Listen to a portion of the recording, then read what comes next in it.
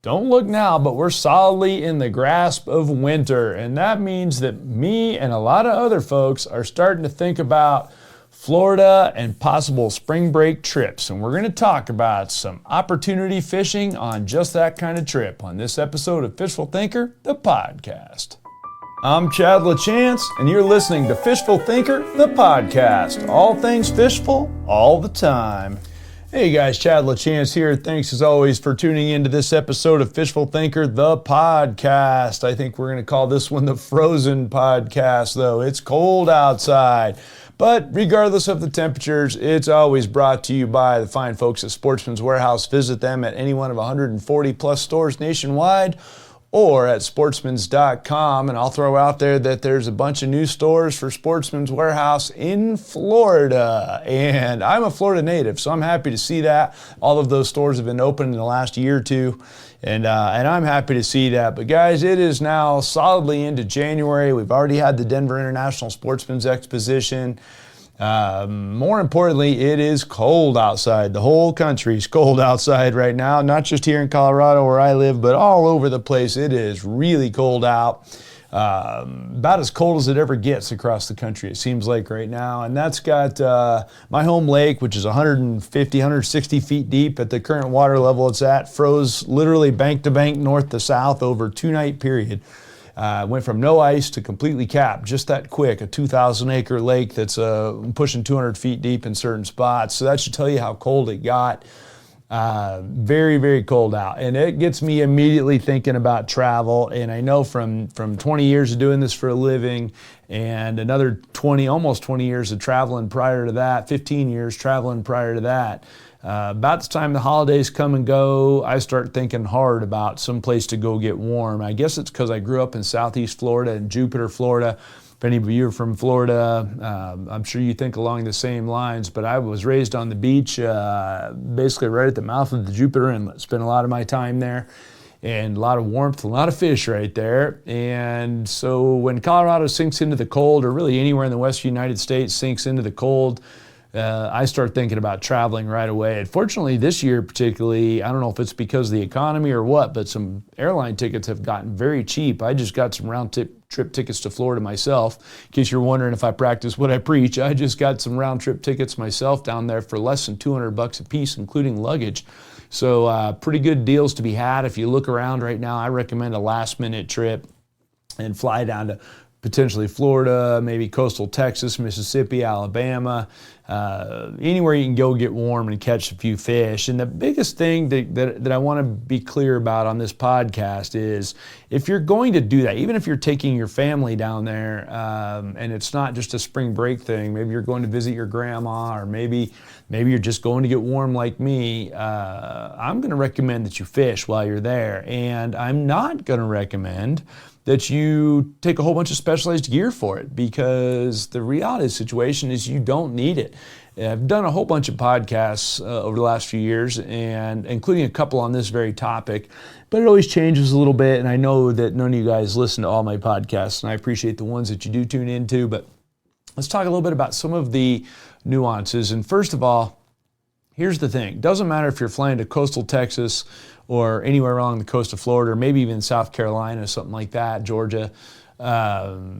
There's opportunities to fish without spending very much money and without necessarily having a boat or anything like that. There are plenty of opportunities to fish, not just a few opportunities, but there's always going to be some really good chances to fish, whether they be little park areas, inlets, seawalls, bridges, even retention ponds. In Florida particularly, retention ponds and canal systems all through can be very, very good places to fish. And furthermore, it doesn't even depend a whole lot on where, at least in the case of Florida, where you go. You're going to have opportunities from, the extreme northwest Florida all the way around the Panhandle and the Peninsula, all the way back up to St. Augustine. There's always going to be opportunities for plenty of bank fishing, and that's the first thing to keep in mind. if you're taking the whole family, maybe you don't want to deal with renting a boat. Maybe you don't have boat experience, and certainly maybe you don't want to spend the money on hiring somebody. Well, the point of this podcast is to demonstrate that, look, you don't need to have any of those things.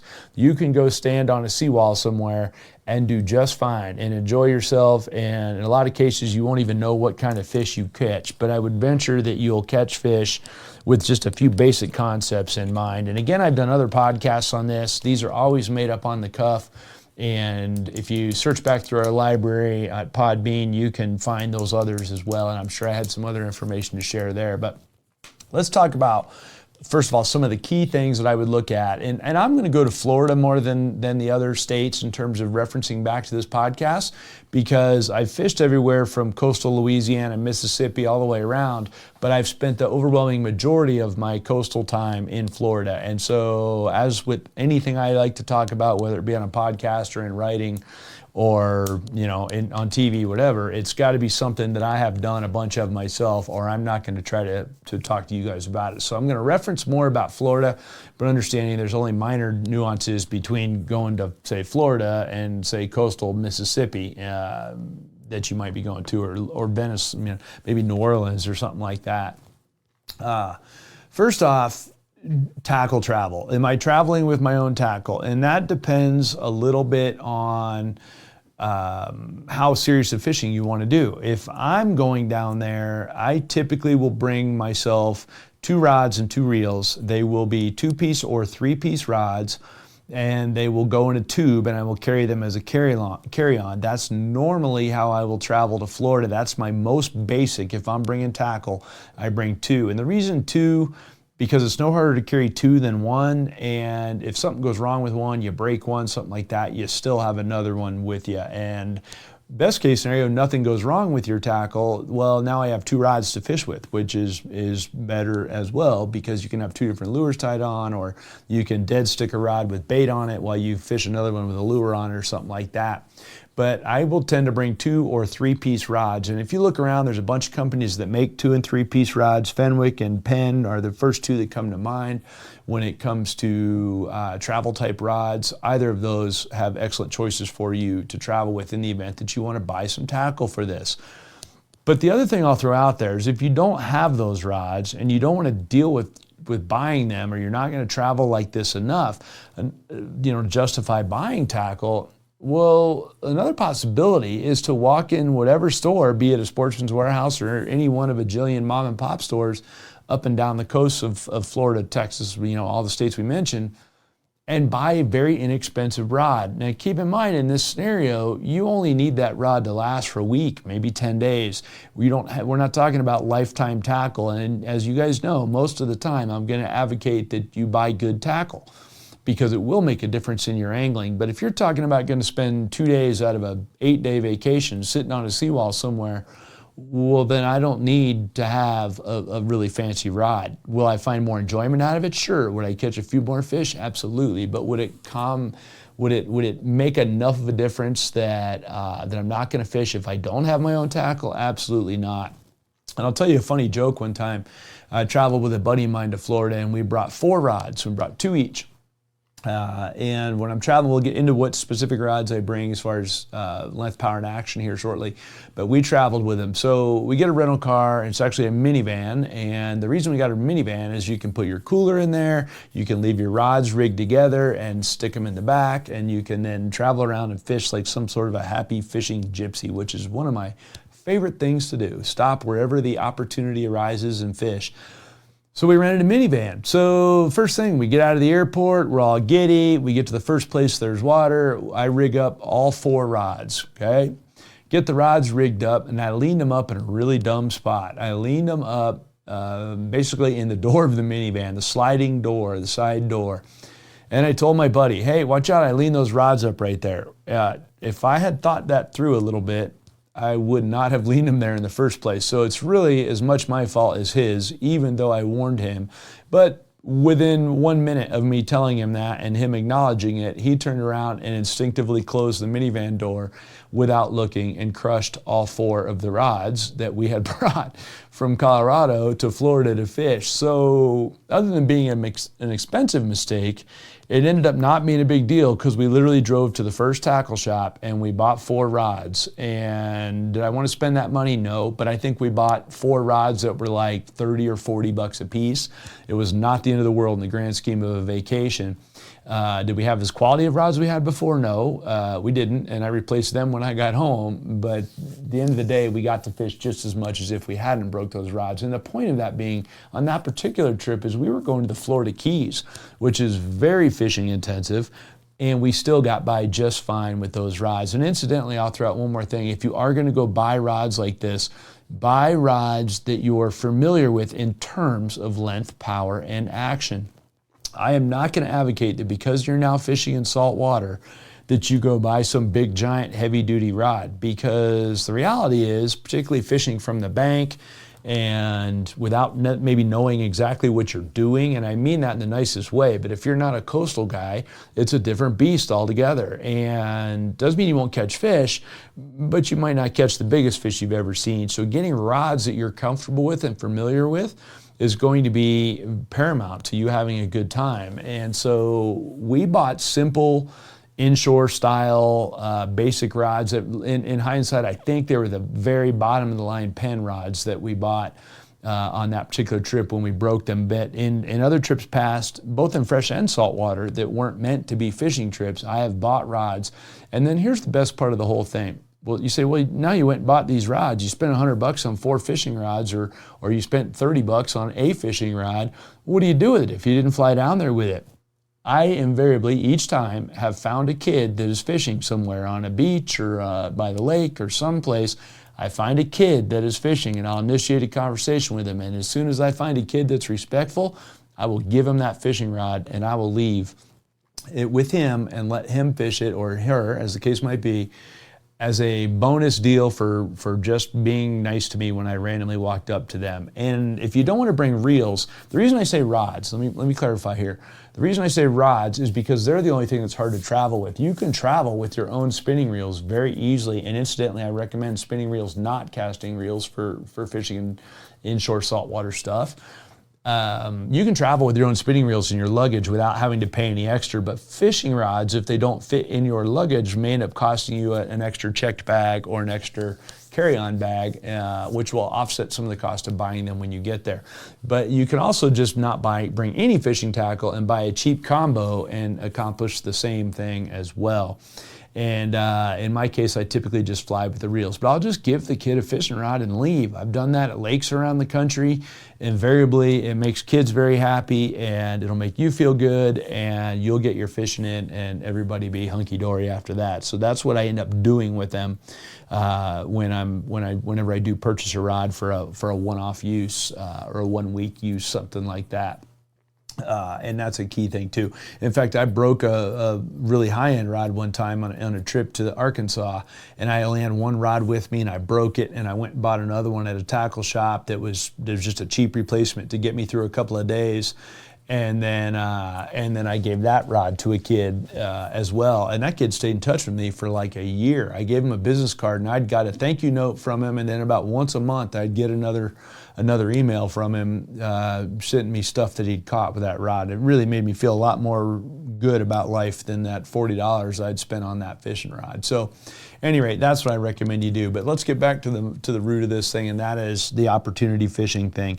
I'm going to recommend you get into something between about 6 and 7 feet long, 6.5 to 7 be my preference, and medium to medium heavy powered. Understanding that if it's a saltwater rod, which you're likely to buy in a tackle store somewhere along the coast, whether it be a big box store, Sportsman's Warehouse, whatever, it's probably going to be heavier powered than what you're used to anyways. In other words, a medium powered saltwater specific rod that Penn produces is going to be stiffer than a medium power, freshwater rod that Abu Garcia produces that you're probably more familiar with. So a medium or medium heavy powered rod will be fine, and that'll make more sense when I talk about lures here in a minute, but it doesn't have to be very long. You don't need a big giant surf rod, even if you're going to fish on the beach. I've fished my entire life on beaches. I grew up on the beach. I've never owned a surf rod, so you don't need to have one of those to catch fish on the beach. That's a very specialized thing. Guys have it, they're good at it, that's fine, but you don't need to do that. Buy something you're comfortable with. And also, I'll throw out, you can mail it to yourself, mail it home, although the cost of mailing it may be worth more than the rod. So if you're gonna buy a higher end rod, then consider mailing it back. But as far as the reels go, again, I want a bigger than average reel. I'm gonna get a size 30 or a size 40 spinning reel. If I'm bringing them, that's what I'm gonna bring. If I'm buying them, that's what I'm gonna buy. And the reason being, more than anything else, is the drag surface. I need the larger drag surface, the surface area that the drag washers spin on. And the reason is, you're gonna get fish that will pull a lot more drag than what you're used to in, say, Colorado, where I hail from. I don't care if you caught the state record wiper, he is not gonna pull as much drag as a 10-pound saltwater fish is going to pull. You hook a Jack Crevalle fishing off a bridge abutment somewhere that weighs 7 or 8 pounds, and he's going to make that 15-pound wiper look like a joke. And people don't believe me until they go down there and they try it, but that's the reality of the situation. And by the way, that's a fish you can almost guarantee catch from the bank in a bajillion places around the Gulf Coast, all the way around the east coast of Florida, and that's a Jack Crevalle. Is it a giant trophy species? No, absolutely not. In fact, a lot of people would kind of laugh them off. But the reality is, you want to get your string pulled, they will definitely pull your string. And I'll give you a little tidbit. Nobody in Florida eats them, but they should. Eat from the lateral line up. In other words, what I would call the loin cut off the fish. Skip the belly cuts. Marinate it in orange juice and soy sauce for about an hour and a half and throw it on the grill. It is delicious. But I don't want to digress there either. Medium power to medium heavy powered rod, a size 30 to size 40 spinning reel, and then braided line. And if you're going to pick braided line, I'm just going to pick straight 20-pound braid. That will solve anything you need in Florida within reason.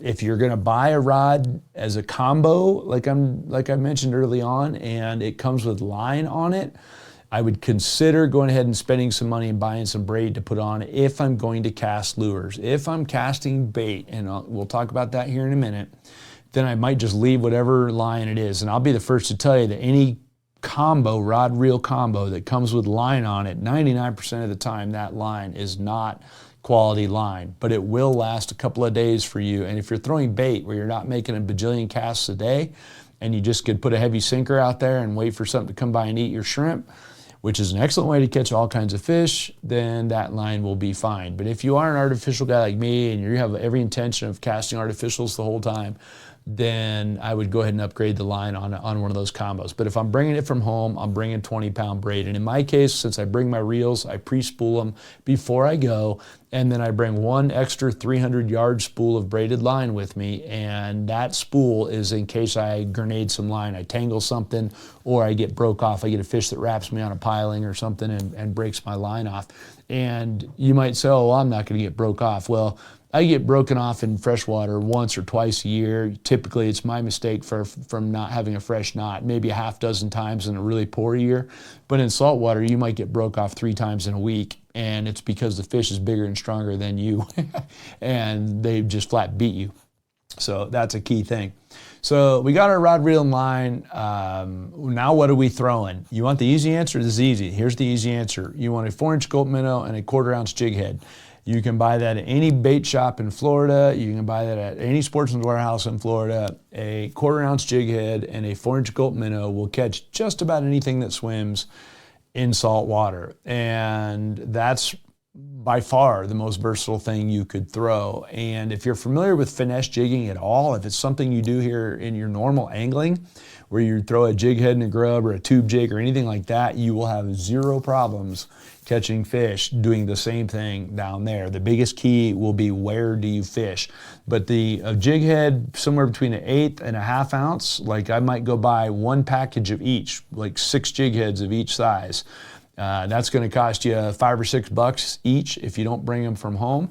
And then a couple bags of gulp minnows, you're in the hunt. I mean, you are absolutely in the hunt, and I would have no problems. I typically bring about a 2-pound bag of gulp minnows because I know it's the only thing I'm going to throw. And I bring a bunch of them and a bunch of jig heads, and I throw it a lot, and you can catch a ton of fish doing that. But that's the most important thing, in my opinion, that you can bring.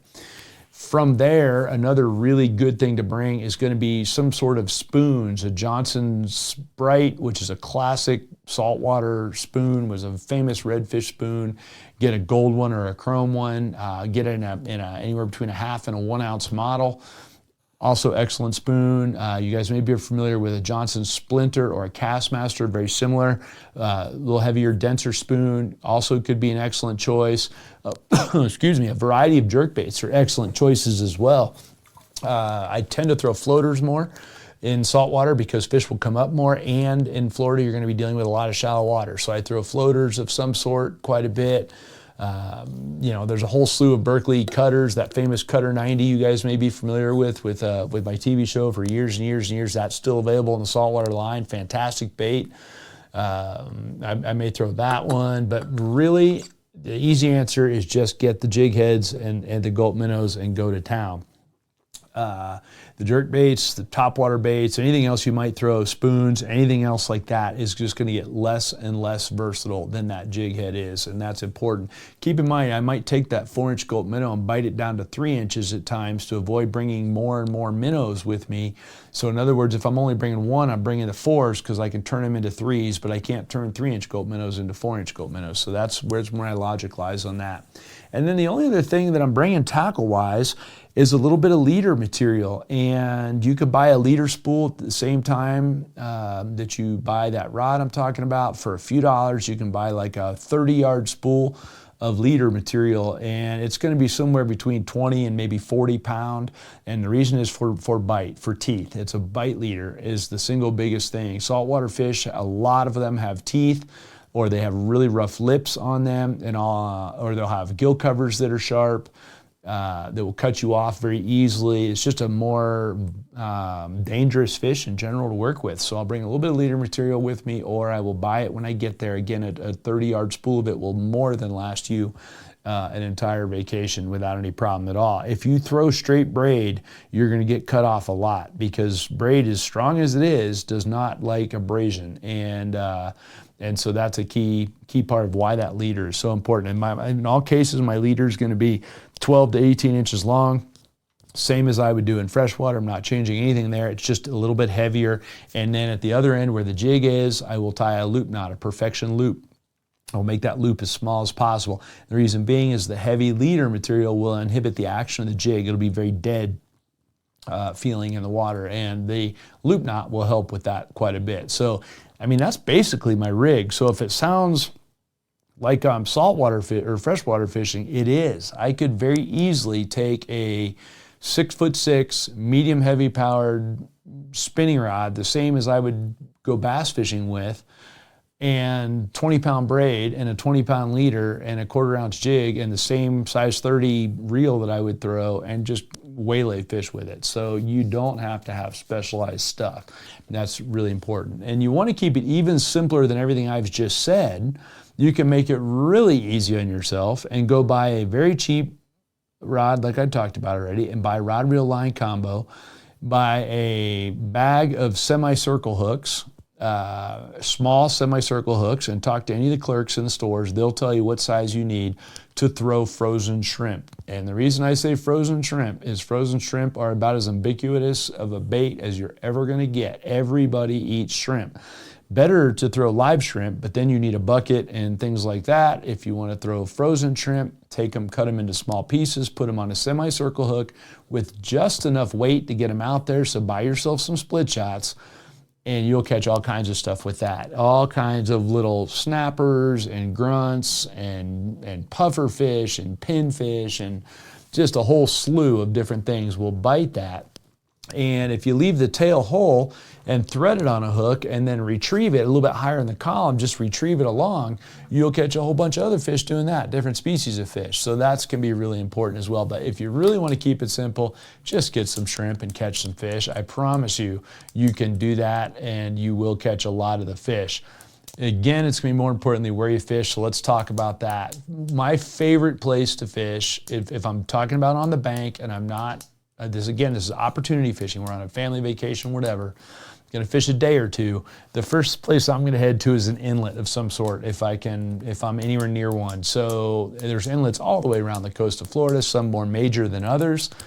Any of those that have a jetty and some riprap along those jetties, which is about 90% of them, fish those. And you can fish around the tip of the jetty, around the mouth of the inlet, or farther back inside the inlet, or maybe whatever bridge spans that inlet, maybe around the base of that bridge. All of those are excellent places and will hold tons of fish. But the inlet's the first place I want to go to check if I have one of those near me. But any residential seawall area along inland canals can be very good, particularly in the wintertime, which is what I'm specifically referencing here. The canal systems, which are extensive anywhere in Florida. If you spend any time in Florida, the canal systems are very extensive. Any of those inland canals can be really good. Any of the freshwater canals that are dumping into freshwater can be or into saltwater, I should say, pardon me, can be really good as well. And those are areas I would look at. Any of the intercoastal areas, particularly with good tide flow, can be excellent as well. Again, bridges, seawalls, any sort of a pinch point, all good stuff. I'm not an advocate of fishing from the bridge itself because landing fish and, more importantly, releasing fish is very difficult. But around the base of the bridge is a whole nother story. And again, that's something I grew up doing a ton of. But standing on a jetty or standing at the base of a bridge or standing on a seawall somewhere is also going to be the same as you would in freshwater, in that you're going to fish right around the structure that you're standing on. I'm not saying make hero throws out in the middle of the inlet. That's a great way to tangle up your stuff, lose your stuff, snag it, hook a fish you can't deal with, which happens, it's kind of fun the first time, but don't try to break them off if that happens. Don't let them swim off with 150 yards of line and drag it around the ocean. Don't get spooled is what I'm saying. If you realize you can't stop a fish, break them off. Invariably, one of your knots will fail, I promise. But point the rod straight at them and grab the spool of the reel and break them off if you do hook something that you can't slow down. And I've done that a whole bunch of times. Another possibility, though, to fish some of that stuff can be any of the internal retention ponds in Florida, and there's a lot of those. They're everywhere. Any one of those can be decent bass fishing. Now, here your shrimp's going to go out the window, but a possibility is to use a little piece of that shrimp to catch some bluegills and shellcrackers, of which there are a lot of around those ponds, and use them for bait to catch your bass. So that's another possibility as well, depending on how serious you want to get. But I'm going to be dead honest with you. If I'm in Florida, unless I'm there for some bass fishing specific thing, I'm going saltwater fishing. A largemouth is a largemouth is a largemouth wherever you catch them within reason. I don't need to go to Florida where they can be very temperamental in the wintertime. They can be more difficult to catch than what you think. And if you're not familiar with Florida stream bass in the wintertime, they have no lake for cold weather at all, and they can get very tight-lipped, whereas the saltwater fish, not necessarily so. And the saltwater fish, the other thing is you have some fish that'll be more fast and higher in the water column. The jacks, the mackerels, things like that will be very high in the water column and swimming quickly. But then you got other fish that'll be right up against the structure that don't swim around as much, and they might be on bridge pilings or seawalls or jetties or anything like that, and those will be your snappers and your sheephead and all the grunts and all the other ones I've mentioned right here in the last few minutes. All of them will be available to you in those situations as well. Bottom line is just go with an open mind, and you'd be surprised if you walk in a tackle store down there and tell them, look, I got grand total of $50 and I want to fish for 2 days or 3 days out of this vacation. You can walk out of any tackle store in Florida, be ready to fish, and it is completely worth it. And then just go with an open mind and confidence, because the beauty of the ocean is there's more fish than there is in freshwater, and there's all kinds of fish. So if one's not biting, another one might be, and so on and so forth. So last couple things I'll recommend you bring, regardless of how serious you're going to fish, if you're going to go down there.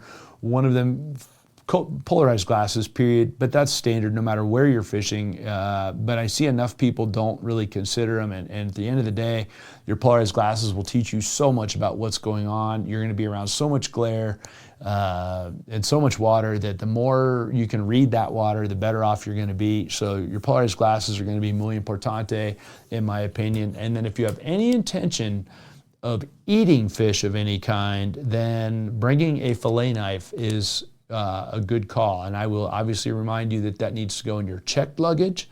But bringing your own fillet knife, you'd be surprised at how many places don't have fillet knives. And you can go buy one, but again, that's not something, it's a one-off use. So if you have intention of trying to eat one of these fish in Florida, if you're staying in a VRBO or something where you might have a chance, your family rented a place with a pool in Cape Coral, and geez, now I'm going to fish, well, then cruise over to the Intercoastal and catch some snappers and try to eat them for dinner.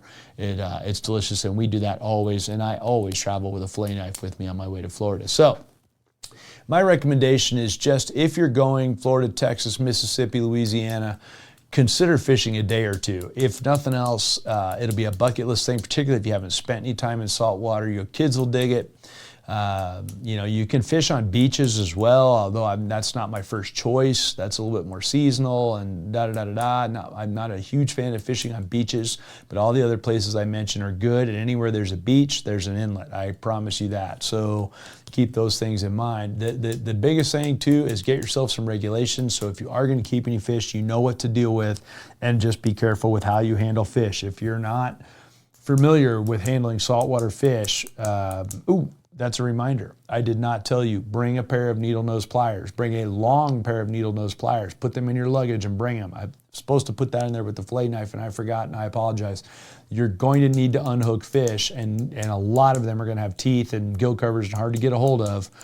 Just grab your hook with a pair of pliers and take them off. Don't worry about trying to actually handle the fish, and you'll be better off from there. So, a little bit long-winded podcast, guys. Sorry about that, but it's something that is it's something I'm passionate about. It's also something I'm planning here very quick myself, so it's front of mind.